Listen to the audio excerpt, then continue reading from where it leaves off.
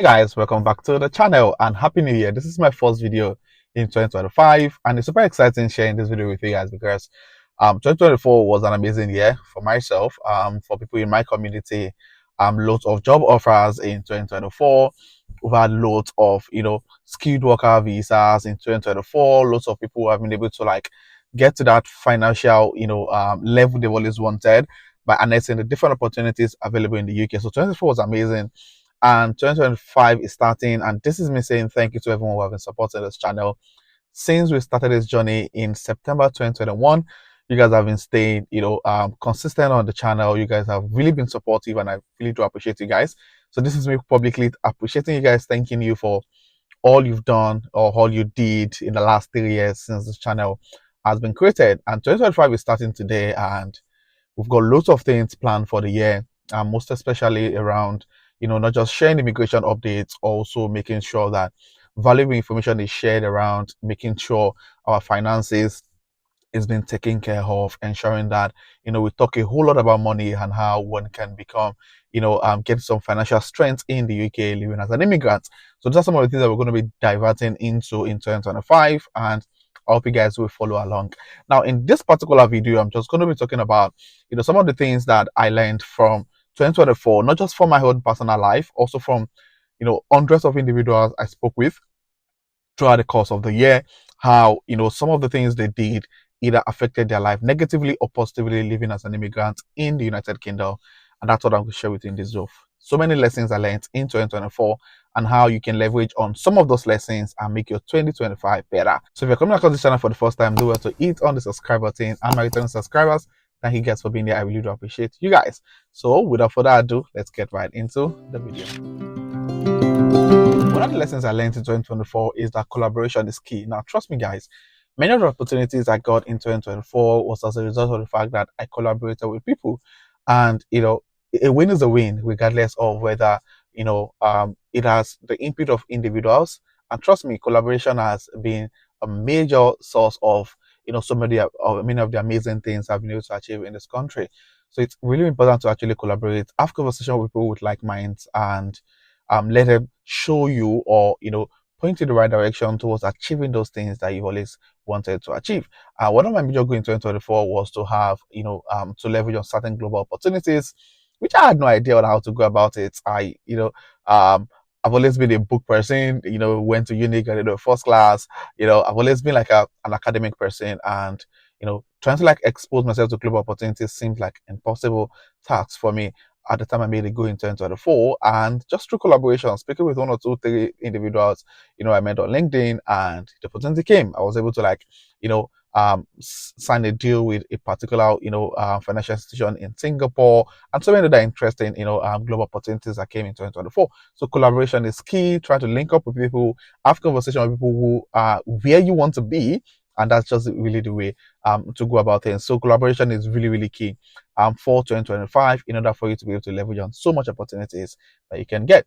Now, the second thing I learned in 2024 is that one job is not enough. Now, and when I say one job is not enough, first thing that comes to mind is that, oh, are you telling us to do 5 jobs, 6 jobs, 10 jobs? The major point I'm trying to make here is that one job is not enough to achieve everything you want in the UK, regardless of how much you earn. Even if you say you get a job that pays you £100,000, it just puts you in the 45% tax bracket, and you end up paying almost half of your earning as tax. So what is the point? So having one job is not the way to gain financial freedom in the UK.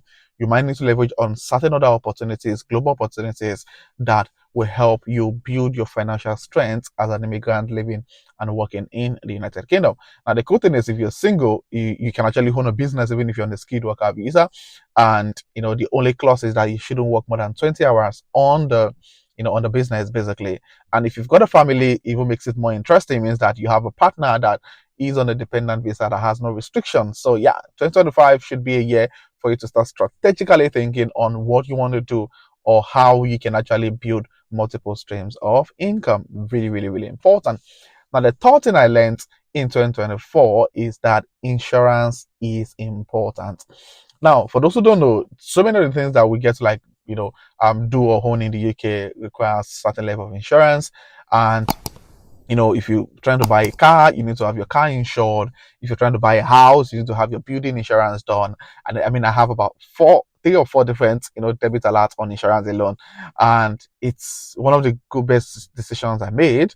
Especially, if you've got like a car, make sure it's well insured. Even if it's not insured, you're going to be arrested if if you get caught by the police, because it's illegal to drive without insurance. Building insurance is really key. If you've got a house, very, very important. Now, the part I was going to mention is actually the life insurance. Now, life insurance is really, really important. I mean, if you're settled in the UK, and when I say settled, not necessarily have your indefinite leave to remain, you're meant to get your skilled worker visa or your work visa in the UK, it's time for you to get the life insurance. And the reason for life insurance basically is not just for yourself, it's for your family. I had a situation, I heard about a situation in 2024 about a lady whose, husband, they both bought a house about 4 years ago or thereabout. And for some reason, the lady had breast cancer. And after months of fighting the breast cancer, she died. She didn't make it. And the interesting thing about it is that the fact that she died, which is a sad thing for the family, they've also protected themselves from any financial constraints, because the man could not single-handedly afford to pay, the mortgage himself because of childcare and the children. And basically, because of the life insurance they had, the life insurance covered the balance of the mortgage that they haven't paid. So basically, the house was paid off, and they had to, the husband was able to like live in the house on they became mortgage free basically. So that's one of the things that life insurance helps you to achieve. So make sure you have a life insurance if you don't, as a family, not just for yourself, just to protect the future of the kids. The fourth thing I learned in 2024 is that investment is key. Now, guys, when you hear the word investment, the first thing that comes to mind is that, oh, I don't have enough money. I'm not even earning enough to feed my bills. How can I even talk about investment? Now, guys, investment is key. Now, there's so many different investment opportunities that you can leverage on even as an immigrant, and some of those investment opportunities are tax free, which you can also get to earn extra income without necessarily having to work or do anything, and just get the money on by the side. One of the common ones is actually the cash ISA. Now, with cash ISA, it's just like a basic savings, and I think I haven't been doing so much on investment in 2024 like I would want to, which is one of my major goals in 2025. Now, this year, I mean, from the 1st of January 2025, I need to start pushing some stuffs into my portfolio to boost that investment. Now, investment is really key. I mentioned earlier cash ISA. With cash ISA, you can save about £20,000 per every tax year, and you get an interest that is tax free. And the interesting thing is that I think the two organizations with the highest interest rate at the moment for cash ISA are Trading 212 and Moneybox. Last time I checked, I think Trading 212 gives about 5% on your savings, while Moneybox give about 4.9% the last time I checked. So yeah, making sure you have your investment is really important. It's just one of the ways to actually build extra sources of income. Aside from cash ISA, another way to actually build extra sources of income is through stock and shares ISA. I think for me, I'm a little bit not so comfortable with stock and shares ISA, just because of the fact that it fluctuates, and that's the way it is. So it's a long time. So any money you don't need urgently, money you can probably lock in there for like the next couple of years, then you can put such amount of money in your stock and shares ISA. Please don't put an amount of money that you would need in the next 3 months, 2 months in stock and shares ISA. It just doesn't make so much sense. So make sure that for long-term savings, for long-term investments, stock and shares ISA might be your best bet. So yeah, number 4 thing is that this investment is, it's a must for us in 2025. Now, the 5th thing that I learned in 2024 is that you need to actually start small. You don't need to wait until you become big before you start. Now, I had a conversation with an individual that started a business. I mean, when I started the business, I even had no idea on how it was going to like make and scale the business, and it started anyway. And last time we spoke, I just spoke about 2 days before Christmas, and it was super exciting to see that that same business is already generating revenue in 5 figures. I mean, in less than a year, which is really interesting. And it just dawned on me that starting small is actually more important than not starting at all, because you never can tell how much opportunities that you're going to expose yourself to by just starting. Now, the 6th thing I learned in 2024 was that you need to upskill. Now, there's so many people who lost opportunities in 2024 that I knew personally, and this was because they failed to upskill. Now, guys, there's so much opportunities in the UK. However, if you don't have the right skill set, you can't leverage on those opportunities. So please, in 2025, upskill, learn a new skill, learn a new, you know, um, a new global opportunity, a new skill for a new global opportunity. And one of the major things that changed my life in 2022 was the fact that I learned data. I mean, learning data exposed me to so much opportunity I never knew existed in the UK. I mean, transitioning directly from working as a carer to working as a data analyst, and 6 months down the line, working as a senior analyst, and and at the moment working as a tech trainer. It's just amazing. So yeah, learning new skill in 2025, it's really, really important, not just for your finances, but for your career progression. Now, the seventh thing I learned in 2024 is that make sure you practice the principle of delayed gratification. Now, the fact that you can afford it doesn't mean you should have it, if that makes sense. And there's so many things that you need to actually analyze and categorize if they actually needs or wants. If they are wants, then you might probably want to. If they're going to, put a strain on your finances, you might probably want to withdraw from them for a while. But if they are needs, then it's something you need. And you just need to find a way to actually augment your finances to get to meet those needs. And I see people make those mistakes. I spoke to someone who's I think he earns about £28,000 thereabouts, and when he was ready to buy a car, he decided to buy a Benz.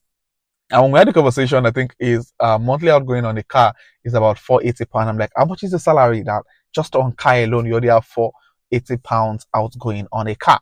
So the first question is there a need, is there a want? This is something that you need to actually, make a decision on before making an investment on it. So even though I could afford a new car when I bought my first car in 2023, I decided that okay, I'm not going to buy a new car because I'm saving towards buying my first property.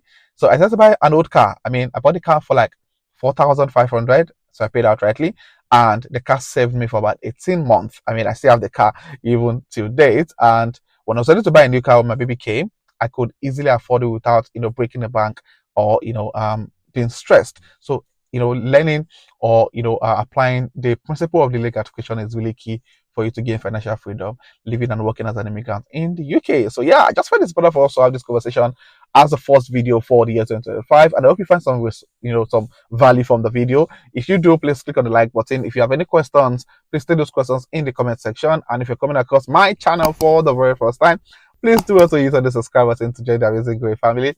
And my 10 subscribers, thank you guys for being here. I really do appreciate you guys. So this will be the end of this video, and I'll see you guys in my next video. Thank you.